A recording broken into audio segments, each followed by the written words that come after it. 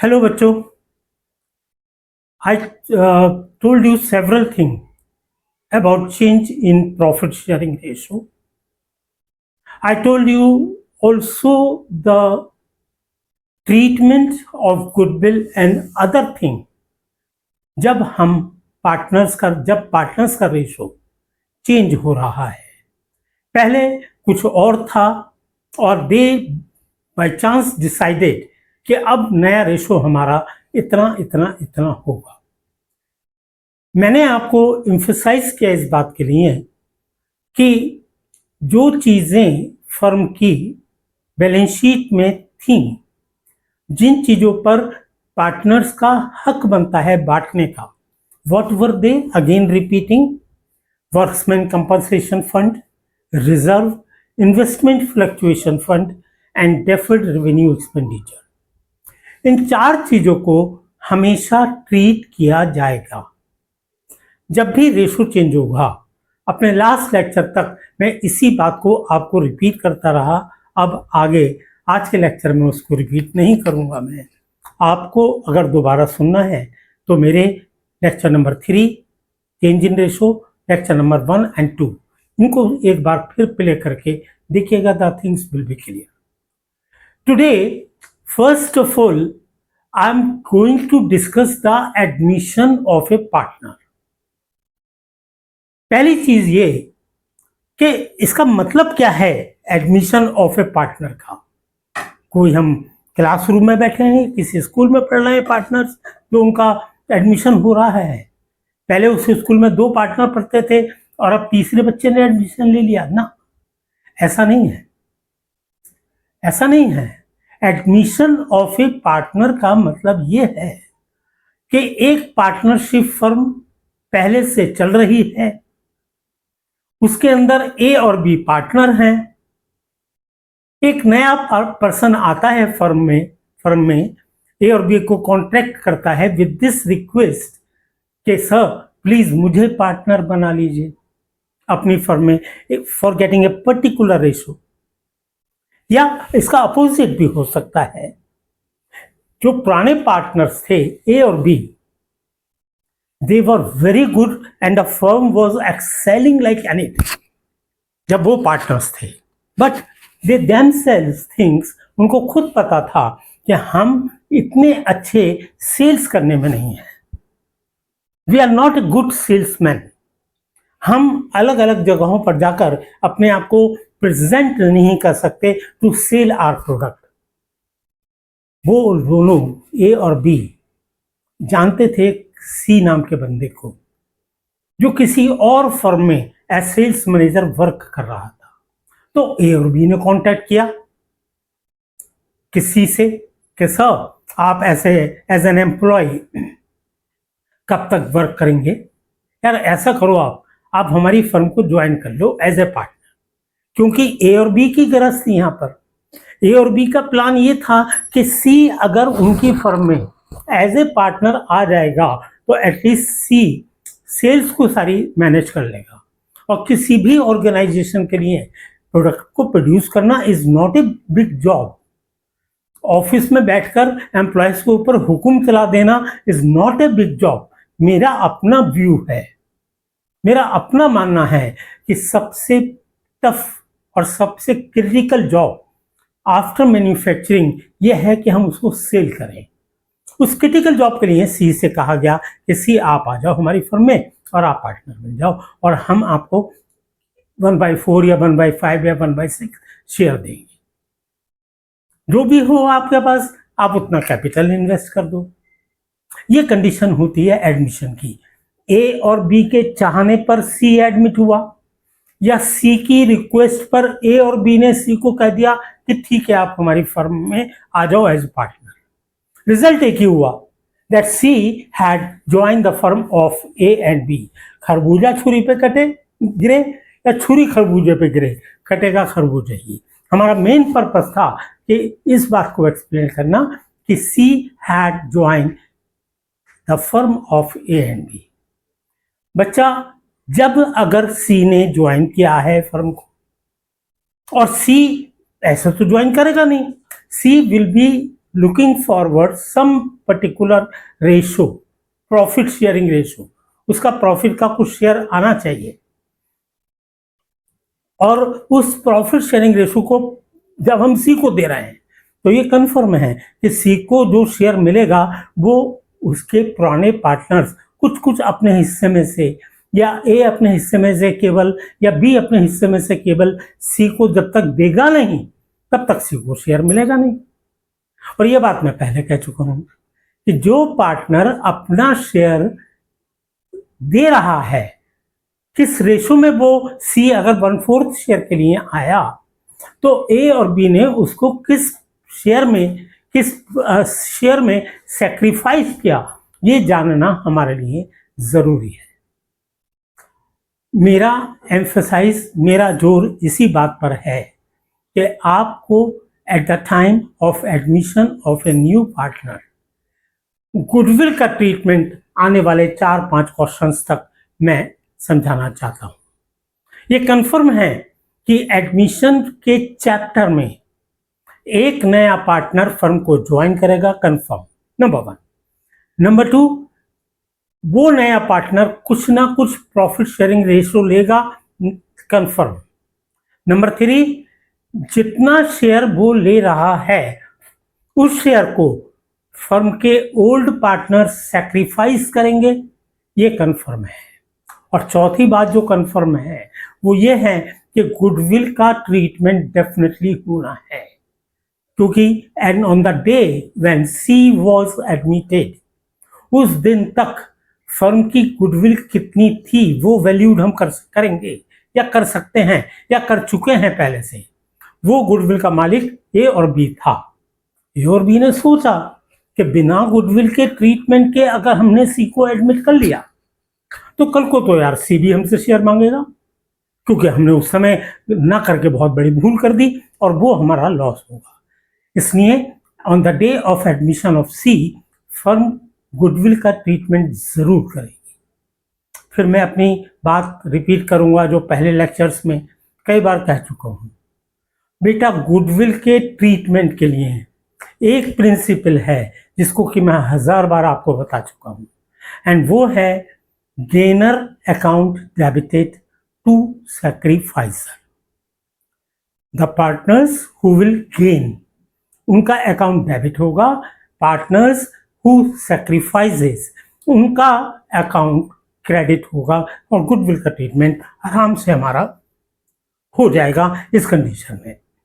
इस प्रिंसिपल को कभी ना भूलें आप। This is the thing. Now look for the question what they से। Ram and Shyam are partners sharing profits and losses in the ratio of 4:1. This 4:1 is the old ratio of Ram and Shyam. I am sure इसमें कोई doubt वाली बात नहीं है। What they did, they admit Mohan into partnership on 1st April 2025 for 1/3 share. Mohan नाम के partner को, मोहन नाम के पर्सन को उन्होंने 1 अप्रैल 25 को 1/3 शेयर के लिए एडमिट कर लिया। अब आप देखिए, मोहन को 1/3 शेयर मिल रहा है। क्या राम और श्याम के सैक्रिफाइस के बिना मोहन को ये 1/3 शेयर मिल सकता है? कभी नहीं मिल सकता, कभी भी नहीं मिल सकता। It means Ram and Shyam must have sacrifice. It was agreed that Ram, Shyam and Mohan will share profits equally. Ram, Shyam and Mohan, अभी 3 पार्टनर हो गए। पहले राम और श्याम था, तब प्रॉफिट राम और श्याम के बीच में बंटता था 4:1।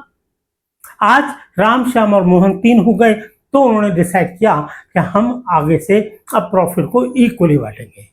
ये इनका न्यू रेशो दे रखा है, ये इनका ओल्ड रेशो दे रखा है। Old ratio minus new ratio is equal to sacrificing ratio. If answer comes in plus, और अगर answer comes in minus, then it is gaining ratio. It means that particular partner is gaining something. Mohan brought rupees 50,000 as goodwill for his share in profit, past journal entry in the books of the firm. बेटे, admission के किसी भी question में you should be quite clear that what is the sacrificing ratio. जब तक sacrificing ratio आपको नहीं पता है, you should never start the question to solve the question. इसमें ओल्ड रेशो दे रखा है और न्यू रेशो दे रखा है, तो अगर मैं ये कहूं कि old ratio minus new ratio किसी भी पार्टनर का will give us a result. Ram का old share was 4/5 and Ram का न्यू शेयर विल बी 1/3. 5 और 3 का एलसीएम 15 आ गया. 5 3 जा 15, 3 4 जा 12 आई हैव रिटन, 3 5 जा 15 एंड 5 1 जा 5, 7/15. 12 में से 5 गया 7, प्लस में आया है ना बच्चा, so I have written sacrifice. Plus में जब आएगा सैक्रिफाइस, जब माइनस में आएगा तो gain. Shyam, his old share was 1/5 and now his share is 1/3. Again the LCM of 5 and 3 will be 15. 5 3 ja 15 and 3 1 ja 3, so I have written here 3 5 ja 15 and 5 1 ja 5. इसका minus में आया, मैंने minus का sign लगाया हुआ है 2/15, और इस माइनस के साइन की वजह से हम लिखेंगे यहाँ पर gain. So it is clear that Shyam is gaining and Ram is sacrificing. एक तो श्याम गेन कर रहा है और एक मोहन को भी गेन हो रहा है. मोहन जो कि नया पार्टनर था, जो कि 1/3 शेयर के लिए आया, तो राम और श्याम और Mohan, these two are the gainer, only Ram is sacrificer. Goodwill of the firm, Mohan brought 50,000 as goodwill for his share in profit. Mohan brought 50,000 as goodwill for his share in profit.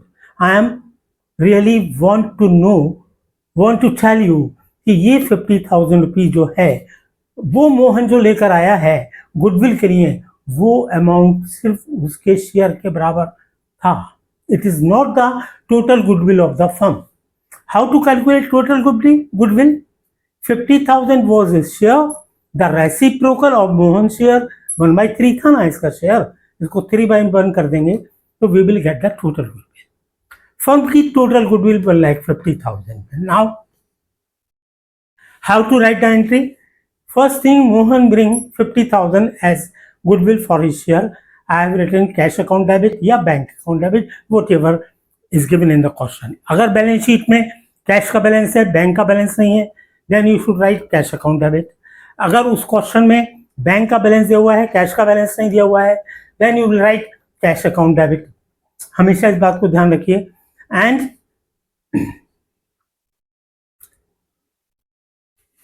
Cash and bank account debit 50,000. किस लिए आए ये 50,000? To premium for goodwill. To premium for goodwill 50,000. अब ये premium किसको मिलेगी? इसी premium से तो बेटा हमें वही अप्लाई करना है.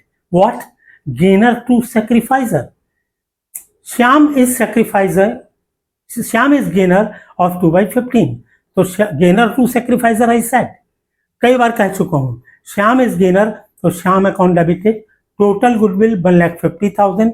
1,50,000 का 2/15, 20,000 से श्याम को डेबिट कर दिया. Premium for goodwill account debit जो मोहन लाया था ना, that goodwill. Premium for goodwill 50,000, that is 1,50,000.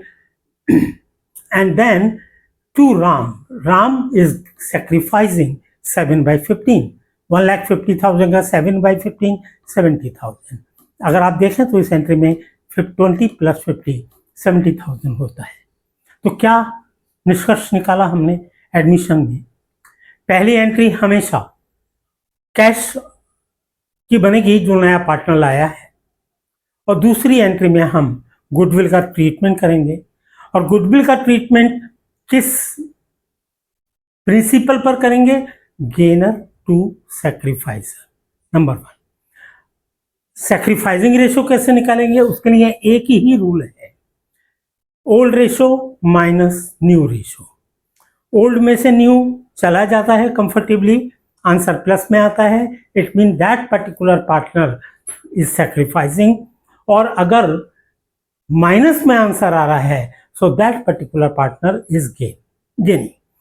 Repeating repeat कर रहा हूं बार बार, जैसे कि should be drill in your mind. Now look for the next question. Next question says Arun and Gagan are partners, sharing profit and losses in the ratio of 5:3. Hitesh is admitted as new partner for 3/10 share. बच्चों, इसमें कहीं कुछ doubt नहीं है कि old ratio 5:3 का है. हितेश नाम के बंदे को हमने एडमिट किया 3/10 शेयर के लिए, half of which 3/10 share of profit. अभी इसके बारे में कहा गया है आगे, half of which was gifted by Arjun. Arjun का बहुत अच्छा फ्रेंड होगा ये, अर्जुन का कोई रिलेटिव होगा. अर्जुन ने सैक्रिफाइस वर्ड यूज नहीं किया अर्जुन के लिए. अर्जुन ने इस 3/10 का हाफ शेयर हितेश को गिफ्ट कर दिया, and the remaining share was taken by Hitesh equally from Arjun and Gagan. मतलब थोड़ा सा समझने की कोशिश कीजिए. हितेश को 3/10 शेयर के लिए एडमिट किया गया. हितेश से अर्जुन ने कहा यार तुम चिंता मत करो, कभी सोचोगे कि भाई कहाँ से आएगा और जो मेरे को शेयर देगा वो बहुत पैसे मांगेगा मुझसे गुडविल के, तो मैं तुम्हें तुम्हारा जो शेयर है उसका आधा मैं तुम्हें गिफ्ट कर दूंगा, और बाकी आधा जो बचा वो अर्जुन और गगन ने कहा कि हम इक्वली सैक्रिफाइस कर देंगे. सबसे पहली बात आती है कि इसके अंदर सैक्रिफाइसिंग रेशो कैसे निकलेगा, that's I will teach you. Arjun and the goodwill of the firm is valued at 36,000. बेटे देखिए फर्क क्या है. इससे पहले क्वेश्चन में कहा गया था that he brought 50,000 for his share of goodwill, 50,000 for his share of goodwill. वो 50,000 सिर्फ उसके शेयर को इंडिकेट करता है, और यहां पर उन्होंने कहा है the goodwill of the firm is valued at 36,000. Firm की गुडविल 36,000 है. Hitesh bring in 50,000 as capital and his request share of goodwill. Hitesh जो है 50,000 रुपए की कैपिटल ला रहा है, और जितना शेयर उसका गुडविल का बैठा है वो भी वो कैश में ला रहा है. Profit for the first year of new partnership amounts ₹40,000. एक साल हितेश को काम करते हुए हो गया, पहले साल का प्रॉफिट 40,000 आया. Pass the necessary journal entries to adjust goodwill and to distribute profit. हम अपनी स्ट्रैटेजी क्या बनाएं इस क्वेश्चन को सॉल्व करने के लिए. ओल्ड रेशो हमें दिया हुआ है, किस पार्टनर ने कितना शेयर सैक्रिफाइस किया, किसने क्या गिफ्ट किया, ये सारी इंफॉर्मेशन हमें दे रखी है.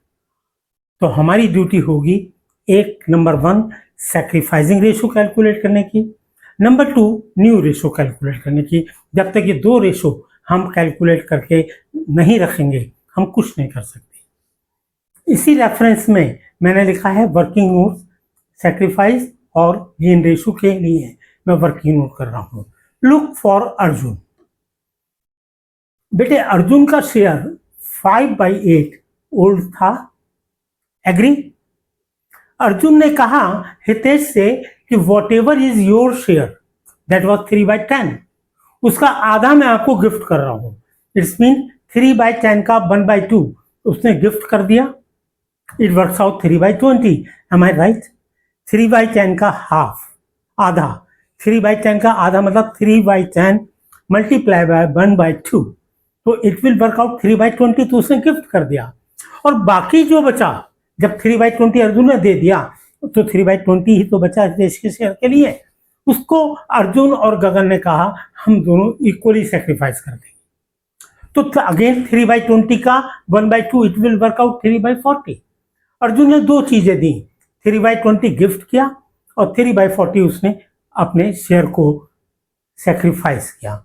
इन दोनों को अगर हम इसके ओल्ड रेशो में से लेस कर देंगे तो हमें पता लग जाएगा व्हाट ही हैड सैक्रिफाइस. इन सबका एलसीएम 40 ले लें. 40 is the divisible of 20 as well as 8. 40 is the LCM, ध्यान रखिएगा. 8 से 40 को डिवाइड किया, 8 5 जा 40, 5 5 जा 25. एग्री? 22 जा 40, 2 3 जा 6, 41 जा 40, 1 3 जा 3. 25 में से 6 और 3 9 को लेस किया तो it is 16/40. Arjun had sacrificed 16/40. It is fine. Next, Gagan old share was 3/8, इसने 3/40 ही करा है, इसने तो 3/20 गिफ्ट नहीं किया, इसने तो जो 320 बचा था उसको आधा हिस्सा गगन ने सेक्रीफाइस कर दिया। अगेन मैंने एलसीएम 40 लिया, 8 5 जा 40, 5 3 जा 15, 40 1 जा 40, 1 3 जा 3, 15 minus 3 equals to 12/40. It means they sacrifice as they both are sacrificing 16 and 12, means 4:3 is the sacrificing ratio. Now new ratio will be what? Arjun का 16/40, गगन का 12/40 और हितेश जो नया पार्टनर आया है उसका 3/10। 3/10 को भी हम 40 कर लेते हैं। सब घोड़े दिखाओ। ऐसे घोड़े से मेरा मतलब सारी फ्रैक्शंस का डिनोमिनेटर सेम होगा, तभी तो आप न्यूमिनेटर को फ्रैक्शन की जगह रेशो में लिखेंगे। ये रूल है। A set of fraction can never be shown in the form of ratio unless and until the denominator of all the fractions will be same. तो 16/40 इसका आया, 12/40 गगन का आया, हितेश का 3/10 था। मैंने ऊपर नीचे न्यूमिनेटर और डिनोमिनेटर को 4 से मल्टीप्लाई कर दिया तो 12/40। क्या रेशो बना? 16:12:12। सब 4 के डिवाइजेबल हैं, 4 के डिवाइजेबल हैं, तो 4 4 जा 16, 4 3 जा 12, 4 3 जा 12। तो बेटे ये हो गया new ratio. How much he sacrifice? 3/40। How much Arjun sacrifice? 3/40। They both are sacrificing 340 and 340. It means they are sacrificing equally. Now we know the old ratio is 5:3, sacrificing ratio is 1:1, and the new ratio is 4:3:3. Now I come on journal entry. Arjun Hitesh brings 50,000 as capital and his request share of goodwill. बेटा goodwill है 36,000 की। Hitesh admit हुआ 3/10 के लिए, तो हम कितनी goodwill मंगाएंगे? Once again I am reminding 36,000 is firm's goodwill. 36,000 का 3/10 10,800 रुपीज। 36,000 का 3/10 जब हम करेंगे तो we will get 3/20। I am sorry, 36,000 का 3/20 जब हम करेंगे then you will get 5,400 rupees goodwill. Why I am telling 3/20? ये क्वेश्चन आपके माइंड में रेज हो सकता है। Why I am not asking Hitesh कि भाई तुम 3/10 शेयर के लिए आए हो तो 3/10 गुडविल आओ। No, we will not say that. Why?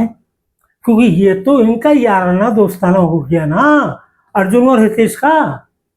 Hitesh बोला मैं 3/10 लूंगा, अर्जुन कूद के सामने आ गया हितेश के। अरे यार क्यों चिंता कर रहा है? गले में हाथ डाला, बोले तेरे शेयर को आधा तो मैं अपने शेयर में से ऐसे ही दे दूंगा, और उसने दिया, फ्री में दिया। तो ये तो वो किसी से नहीं ले रहा है ना, वो फर्म से जो ले रहा है 3/20 ही तो ले रहा है। तो 36,000 का 3/20 वर्क्स आउट 54,000। अगेन कैश और bank account debit 55,400। How come this 55,400? Hitesh ki capital 50,000, he brought in 50,000 as capital, and to premium for goodwill 5,400. Altogether it is 55,400. अभी जो प्रीमियम आई है वो गेनर को मिलेगी, आई मीन सेक्रीफाइजर को मिलेगी। They both are sacrificing 3/40 and 3/40, या 1:1 या equal. The same way I am writing here, premium for goodwill account debit 5,400. इसी अमाउंट को तो मुझे ओल्ड पार्टनर्स में बांटना है, to Arjun and to Gagan 2,700 and 2,700। Are you okay? वो गुडविल हमने बांट दी और इन दोनों को बेनिफिट हुआ तो हमने उनको क्रेडिट कर दिया। अब एक बात और रह गई इसमें, profit for the first year of new partnership amount 40,000। Firm का पहले साल का प्रॉफिट 40,000 था। Who will get it? Firm के जितने पार्टनर्स हैं उन्हीं को मिलेगा। फर्म का 1 साल पूरा हो गया, 1 साल के बाद अर्जुन, गगन और हितेश तीनों पार्टनर हो गए। उनका नया रेशो 4:3:3 हमने अभी कैलकुलेट किया है। So entry will be profit and loss account debited to Arjun, to Gagan and to Hitesh. 40,000 का प्रॉफिट मैंने यहां से लिया है और इस प्रॉफिट को 4:3:3 में अर्जुन, गगन और हितेश में बांट दिया। It is 16,000, 12,000 and 12,000। This was question number 2।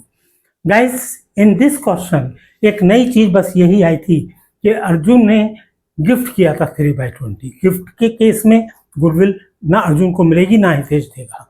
बस अदरवाइज जो इंस्ट्रक्शन, जो request rather I should say आपसे कहा मैंने कि एडमिशन के किसी भी क्वेश्चन में आपको ये तीनों रेशो फर्स्ट हैंड पता होना चाहिए। That what was the old ratio, how या what is the sacrificing ratio and what is the new ratio, then you will write the entry. Look for the next question, that is question number 3।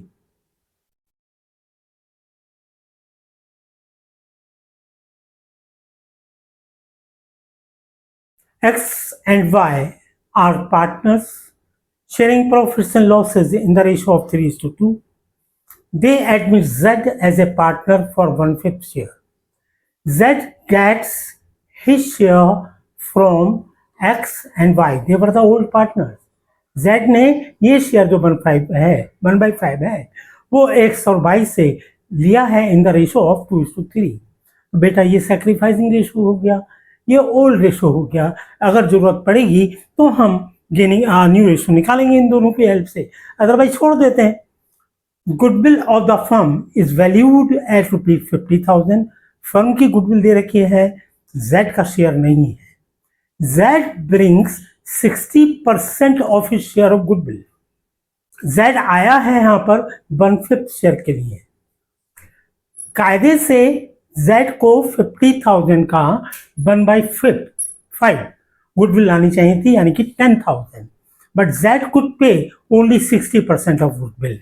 60% वो लाया और 40% वो नहीं लाया of his share of goodwill and 2 lakh as his capital, और 2 लाख रुपए लाया वो कैपिटल के लिए थ्रू चेक से लाया है। अब यहां पर आप कैश वर्ड यूज नहीं कर सकते, you have to write bank. Goodwill exist in the books of 20,000। Goodwill क्या है? ये बुक्स में जो एग्जिस्ट करती है, ये गुडविल बैलेंस शीट की, ओल्ड फर्म की बैलेंस शीट की एसेट साइड में एग्जिस्ट करती है। किसी भी कंडीशन में जब भी रिकॉन्स्टिट्यूटेड फर्म होगी, जो गुडविल ऑलरेडी एग्जिस्ट कर रही हो उसको हमेशा राइट ऑफ कर दे। राइट ऑफ करने का मतलब ओल्ड पार्टनर्स को डेबिट करके ओल्ड पार्टनर को डेबिट करके जितनी गुडविल एग्जिस्ट करती है उस गुडविल को क्रेडिट कर दीजिए, बुक्स में से गुडविल खत्म हो जाएगी। Pass the necessary general entry assuming capitals are fixed. बेटा क्वेश्चन नंबर 1 और 2 में हर एंट्री में मैंने कैपिटल अकाउंट लिखा था, to X capital, to Y capital, to जेड्स कैपिटल, डायरेक्टली कैपिटल अकाउंट को। Here I can not do that because they are saying assuming capitals are fixed. इसका मतलब कोई भी बेनिफिट उनको कैपिटल अकाउंट के थ्रू नहीं दिया जा सकता। We are bound to transfer it in the current account. So first thing, जो गुडविल ऑलरेडी एग्जिस्ट हो रही है उसको राइट ऑफ करना है। मैंने क्या कहा? Old partners account debited to goodwill as the capital are fixed, so X current account debited, Y current account debited. 20,000 का गुडविल आ रहा था, शो हो रहा था, तो 20,000 का 3/5, 12,000, 20,000 का 2/5, 8,000 टू गुडविल 20,000।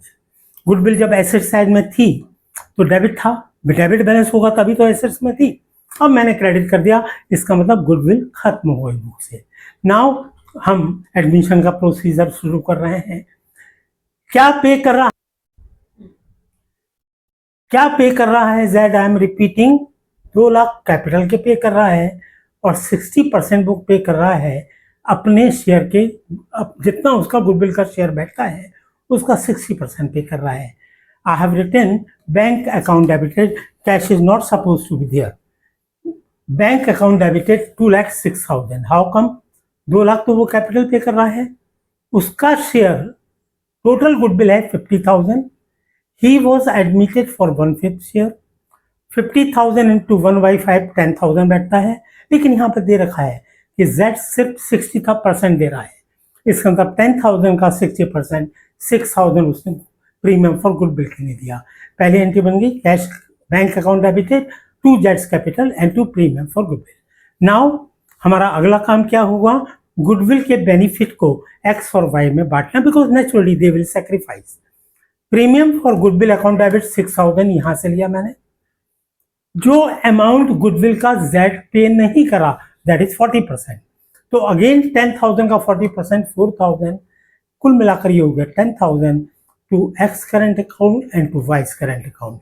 ये 10,000 को मैंने इनके रेशो में बांटा 2:3. How come 2:3? This is the sacrificing ratio. 2/5 4,000 and 3/5 6,000. Very easy question it was. Now look for the question number 4.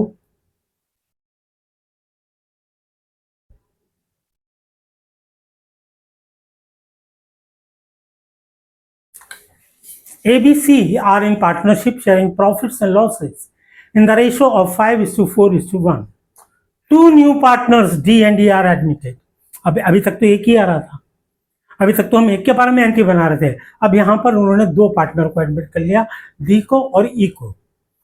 Profits are to be shared in the ratio of 3:4:2:2:1. अब यहाँ पे old ratio दे रखा है और new ratio दे रखा है. बेटे हमें सैक्रिफाइसिंग रेशो निकालना पड़ेगा. D is to pay 30,000 for his share of goodwill, but is unable to pay. D is to pay 30,000 for his share of goodwill. E is unable to pay for goodwill. Both the new partner introduce 40,000 each as their capital. क्या story है, क्या summary है question की? ABC partner है, 5:4:1 का ratio है. दो लोग आए डी और ई, उन दोनों को उन्होंने एडमिट कर लिया, वर्किंग करके रेशो निकाल दिया ये 3:4:2:1. अब बारी आई पैसा लाने की. उन्होंने डी से कहा हाँ भाई साहब क्या देंगे आप? डी ने कहा साहब मैं अब 30,000 जो मेरा गुडविल का शेयर है बनता है, मैं 30,000 गुडविल का दूंगा. ये बोला सॉरी सर मैं गुडविल का पैसा नहीं दूंगा. एक पार्टनर गुडविल दे रहा है, दूसरा नहीं दे रहा है. लेकिन दोनों ही पार्टनर बोले हम 40,000 ईच कैपिटल देंगे. सबसे पहले फर्म में कैश या बैंक आया, मैंने लिखा कैश और बैंक अकाउंट डेबिट 1,10,000. अब प्रश्न यह है कि 1,10,000 कैसे? दोनों पार्टनर्स ने 40,000 कैपिटल दिया, सिर्फ डी ने 30,000 गुडविल दिया. तो 40 + 40 + 30 1,10,000 हो गया. ये 1,10,000 to D's capital 40,000 and to E's capital 40,000. I am sure capital के लिए बिल्कुल लास्ट लाइन में दे रखा है. And to premium for goodwill 30,000 जो कि डी पे कर रहा है. Is this clear? नेक्स्ट, इस गुडविल को हमें ओल्ड पार्टनर्स एबीसी में ट्रांसफर करना है. उससे पहले मैं करूं एबीसी का, मैंने सैक्रिफाइसिंग और गेनिंग रेशो निकाला. वही simple principle, old ratio minus new ratio, हर किस तीनों का यही काम करा है. इसका रिजल्ट आया that A sacrifice 15/60, B sacrifice 4/60 and C sacrifice 4/60. ये क्लियर है, बिल्कुल क्लियर है कि किसने कितना सैक्रिफाइस किया, किसने कितना गेन किया. पहले हमारे पास वो अमाउंट तो हो जो हम शेयर करेंगे पार्टनर्स में.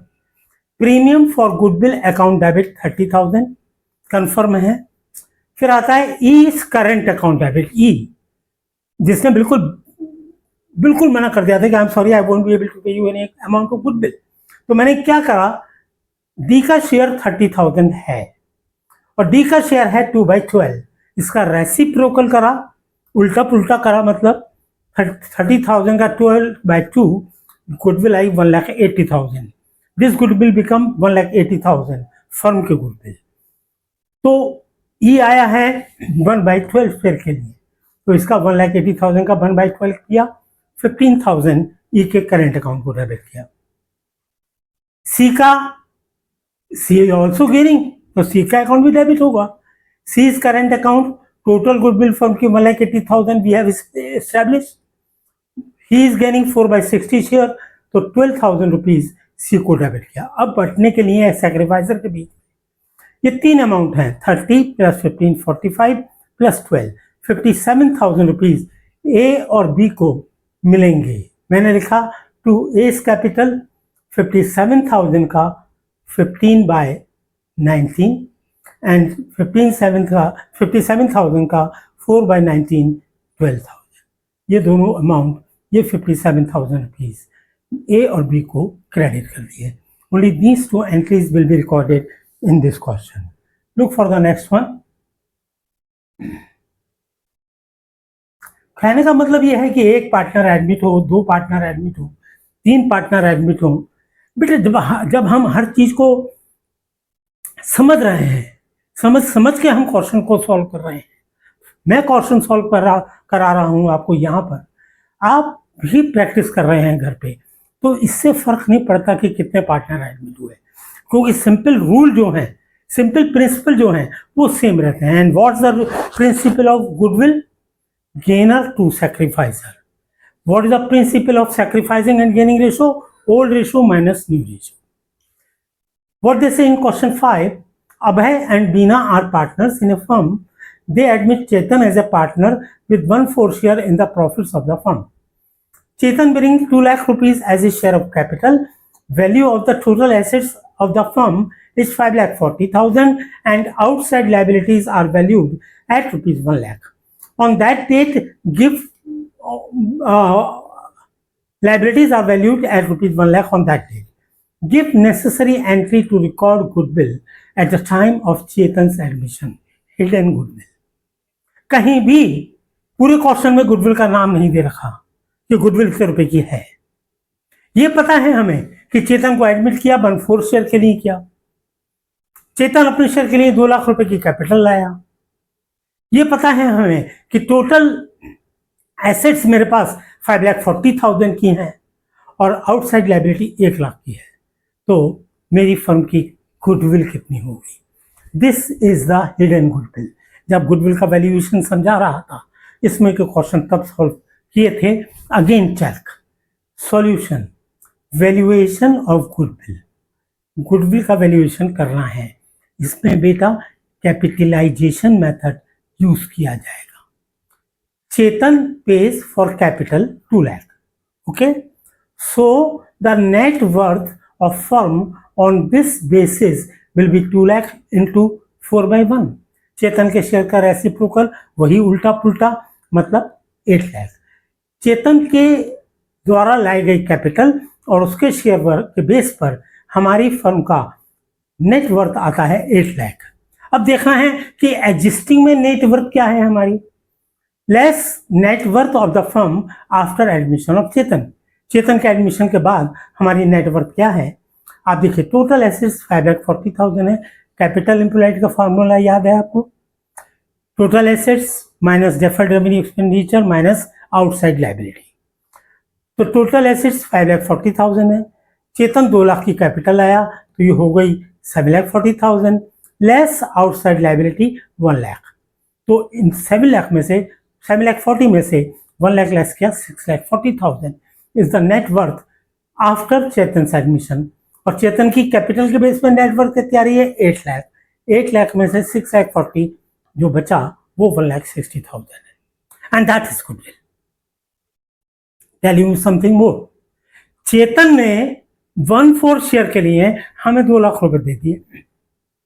हो सकता है हमने मांगे हों, लेकिन ये कंफर्म है कि हमने मांगे या उसने अपने आप दे दिए।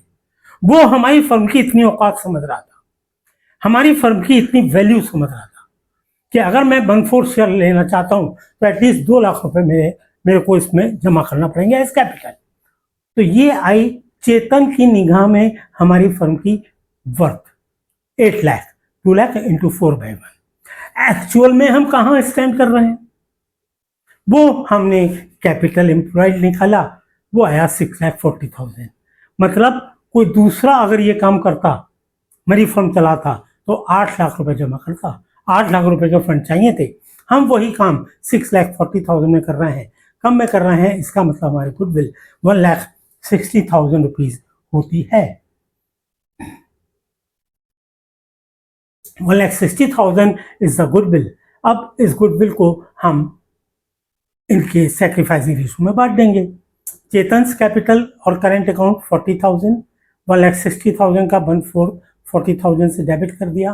To Abhay and Bina equally ये अमाउंट शेयर हो जाएगा 20,000 because it is given in the question कि they are sharing, they are the 1/4 share in the profit of the firm. Chetan ला रहा है बट ये क्लियर कहीं पे भी नहीं है कि how are they sacrificing, so we are bound to assume they are sacrificing equally.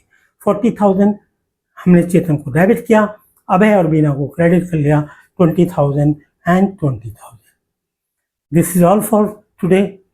I told you the treatment of goodwill at the time of admission. From my next, with the effect from tomorrow or day after tomorrow, I will start full-fledged admission.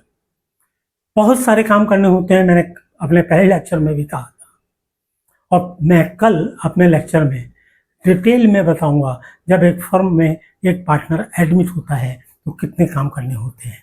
हो जाएंगे, seriously सुनेंगे, हो जाएंगे।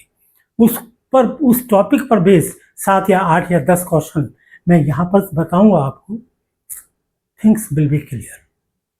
और बस जैसे आपके mind में थिंग्स क्लियर हो रही हैं, इसी तरह से मेरे माइंड में भी क्लियरिटी होनी चाहिए। वो क्लियरिटी कैसे होगी? जब आप मेरा लेक्चर देख के अपने कमेंट्स देंगे, अच्छा है, बुरा है, सर इस चीज़ को दोबारा समझा दीजिए, सर आवाज़ क्लियर नहीं थी, सर शर्ट का रंग बहुत ख़राब लग रहा था, कुछ भी लिखो यार, लिखो तो सही, कम से कम ये तो पता लगेगा that you are watching.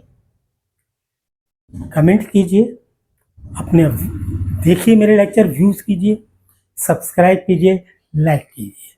Thank you very much, bye bye.